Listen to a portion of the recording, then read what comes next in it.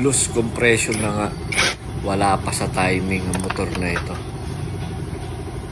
Grabe naman nangyari sa motor na to. Nako, kaya pala walang kunya.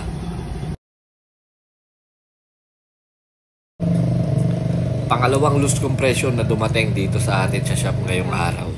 Kaya ito si Ben ngayon, no? Hapit. Overtime si Ben malala. Mio Solay 125 mga boss. Loose compression.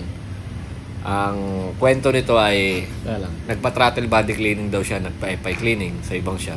Tapos binalik niya kasi nga palyado. Nagalit pa daw sa kanya, no, yung mekaniko. So nagpasya siya, nadalhin dito sa atin. Dito ang hatol namin, loose compression. Tapos chinek namin yung timing, wala talaga sa timing. Ayan, kung mapapansin, grabe ang kapal ng carbon deposit sa kanyang cylinder head, no? Which is ito yung combustion chamber. Ayan, no, yung intake valve, yung exhaust puting-puti, ang pangit ng sunog. Sobrang lean. Tapos yung mga barbula niya halos nakaangat na. So talagang loose compression na. Ayan, no. So naka-timing po yan mga boss. Pero mapapansin nyo, nakalubog yung piston. Silipin natin dito sa may magneto. Ayun. Timing na timing po yan mga boss. Ayan, o. Nakasentro sa guhit. Pero sa kanyang piston, wala. Sablay.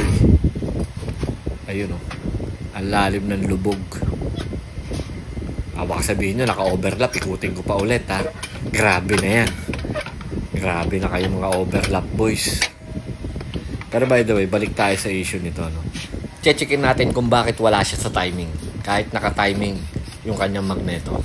Yun yung aalamin natin. Nililinis lang ni Ben yung paglalagyan ng ating magneto puller. Dahil sobrang dumi. Grabe. Siguro hindi pa ito nabubunot kahit minsan. Ang duda ko wala na itong kunya o basag ang kunya. Kaya sumala ang timing nito. At eto na nga, moment of truth. Mga boss, eto na. Silipin natin, grabe ang dumi, oh. Mukhang first time. Ayun, wala nga pong kunya mga boss. So wala yung kanya wood wrap. Wood wrap ang tawag dyan, no? Sa mas common kunya. Pero ayun, nandito daw, sabi ni Ben. Sa loob, kasingit. Maliit na. Check natin. Ayun, wala na nga, basag na talaga. So kaya sumala sa timing itong motor na ito mga boss. Sa takbo na ito sumablay ang timing dahil nabasag na yung kunya, oh. Ayan, oh.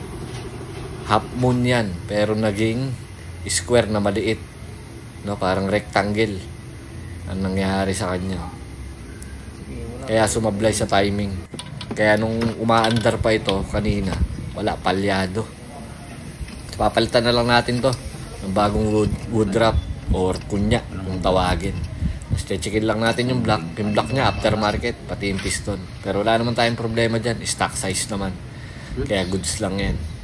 Wala rin namang kayod yung piston, pati yung block. So gagamitin natin. Papalitan lang natin yan ng genuine, original na piston ring. Tapos dalawang valve seal sa ating head. I-refresh. Patatakbuhin ulit ng maayos. So yun lang mga boss. Ride safe and God bless. Maraming salamat.